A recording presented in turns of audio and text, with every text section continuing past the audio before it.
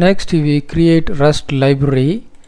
The command is cargo new dash dash library name. It creates Rust library with extension rlib or dll or so Linux shared module, depends on create type. And Rust, we can use dash dash lib for creating binary. Now we will create Rust libraries in the command cargo new dash dash lib Rust library. Let us open the source folder. Yes, within that source folder file lib.rs is available. It's a conventional Rust library file and git ignore file. The lib.rs has a tests module and test function named itworks. And next, let me create one utility function greet in the library. Pub fn greet. Let's type something.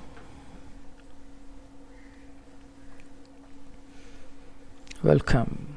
Okay.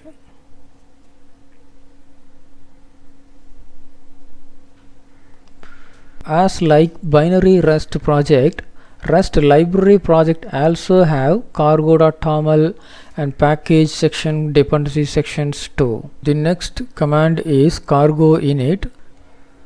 Cargo init, which initialize Rust project with current folder name, and cargo init can be used with dash dash bin and dash dash lib. We will use it, so we need one folder. We'll create one folder rust -init and we'll dive into that. Cd rust -init, and now we'll use that command cargo init. Here cargo init folder, we are inside in that, and I enter that. Oh yeah, yes, it create within rust init folder, it creates a binary project. The next command is cargo build, which builds the Rust project. It has two profiles, debug and release.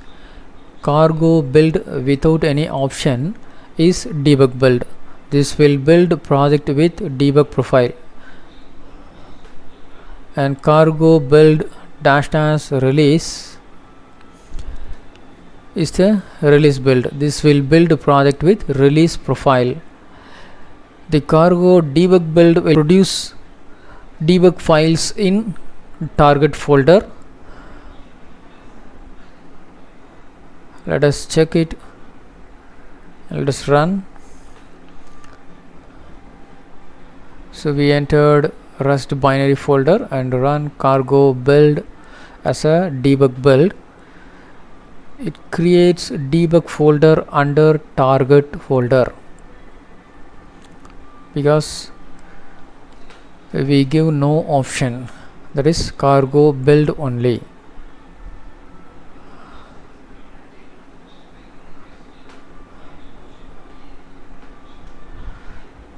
And now we create a release build, cargo build dash dash release. It creates a release folder under target folder. It creates Rust binary under debug release build, release folder. Now we will run using cargo run. As runs complete.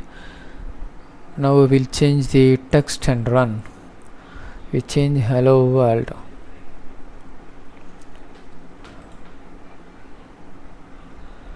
Rust binary in main function. Now we run.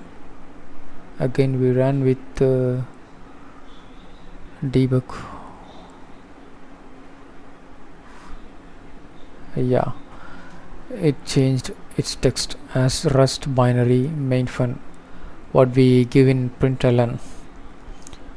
Once again we run with dash dash binary command. If we have more than one binary, we definitely have to give dash dash bin option. Next we will see about the profiles. Rust has two variants of build profiles. We can configure it based on our needs using cargo.toml file. In profile section, there are two profiles, profile.dev and profile.release. Profile.dev is for debug build and profile.release is for release build.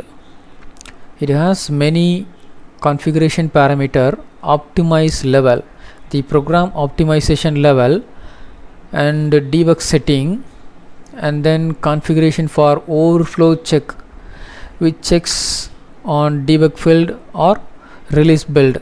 This is related to number overflow. And the next is LTO, link time optimization, and the next is panic. This will be used on error occur stage. The values are unwind or abort. Unwind means collect all information and write it as a logs and roll back it to the previous stage. This will take some time and computations. Or simply abort all process and immediately stop the program. And the next is incremental compilation settings.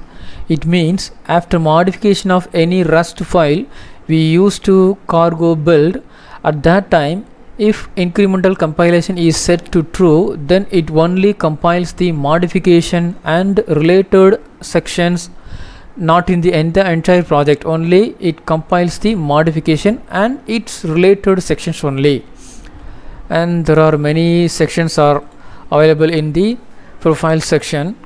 Let's remove the target folder and creates a profile.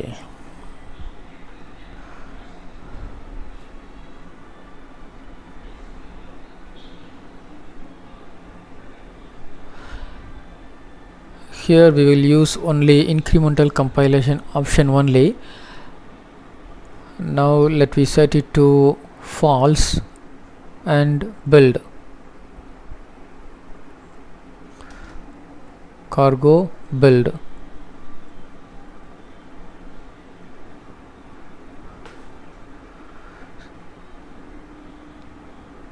See, there is no files created under incremental folder.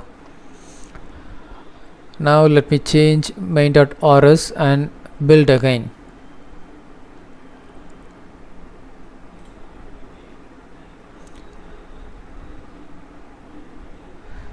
Yes, there is no files under incremental folder. Now we change the profile configuration, set the incremental as true, and delete the target folder and again compile. That's again build, cargo build.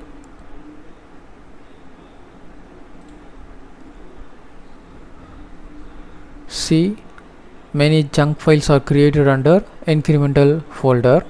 Now we change the text in main.rs and build.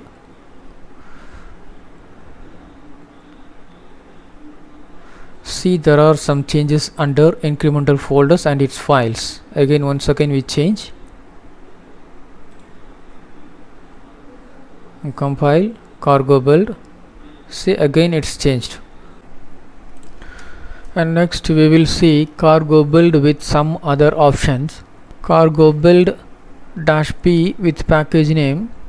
-p is used to specify the package name, and -- features is used to specify features, and -- all feature to add all features to the current build.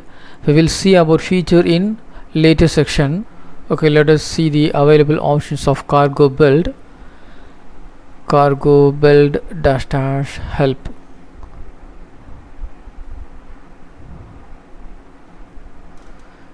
Once again we run.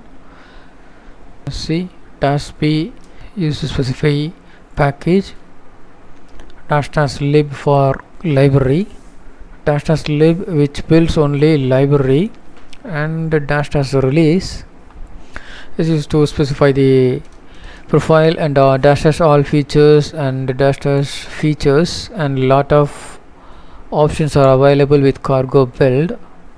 Next we will see the cargo run is used to run the project, If the project is not built before, it first builds and then runs the project. And what about Rust library? And for Rust library, we can only build and test the library. There's no running for Rust library. We use Rust library in many binary files only.